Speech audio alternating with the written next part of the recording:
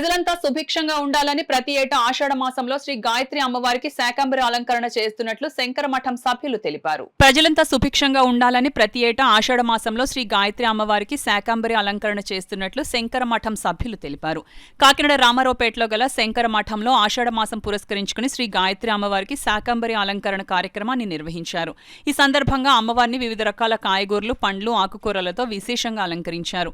అదేవిధంగా శంకర మఠం కమిటీ భక్తులు, మహిళలు కలిసి శ్రీ గాయత్రి అమ్మవారికి వివిధ రకాల స్వీట్స్ తో, పండ్లతో, పూలతో, పసుపు, కుంకుమ, చీరలతో ఊరేగింపుగా వెళ్లి అమ్మవారికి సమర్పించారు.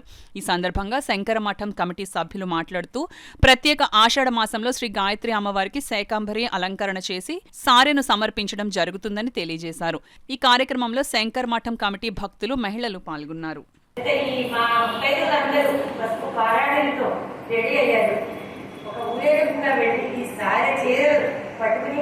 ఊరేగించి ఆ తల్లికి సమర్పించుకుంటూ మంచి రెడీగా ఉన్నారు, సంసిద్ధంగా ఉన్నారు, రెడీగా ఆనందాలతో, నవ్వులతో, పువ్వులతో ఎంతో సంతోషంగా హ్యాపీగా వాళ్ళని చూసుకుంటే మనకి ఎంతో ఆనందంగా ఉంటుంది.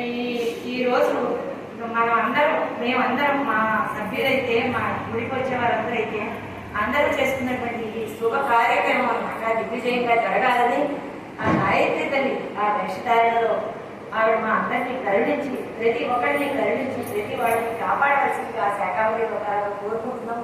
మా కమిటీ సభ్యులందరూ, మా మెంబర్స్ అందరూ కూడా అంటే ఇప్పుడు ఊరేగింపు కొంచెం దూరం సరదాగా వెళ్తారు. వెళ్ళి ఆ పళ్ళలు మన ఇళ్లలో సారీ ఎలా చేస్తాం అలాగే అమ్మవారి సారీ అంటే నీకు ఒక రకమే మా వాళ్ళ ఎంతో సరదా పడి రకరకాల మిఠాయిలు, జున్ను, చరణితో సహా కూడా సిద్ధమయ్యారు.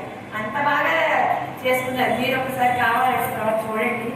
అందరూ కూడా జున్ను కూడా పెట్టుకున్నాం. ఎప్పుడు జున్ను అనేటువంటి అన్ఎక్స్పెక్టెడ్ చదివిడి ఇవన్నీ కూడా ప్రత్యేకం ఒక గ్రామ చేయాలి. అలా నీ కొట్లలో కొనకుండా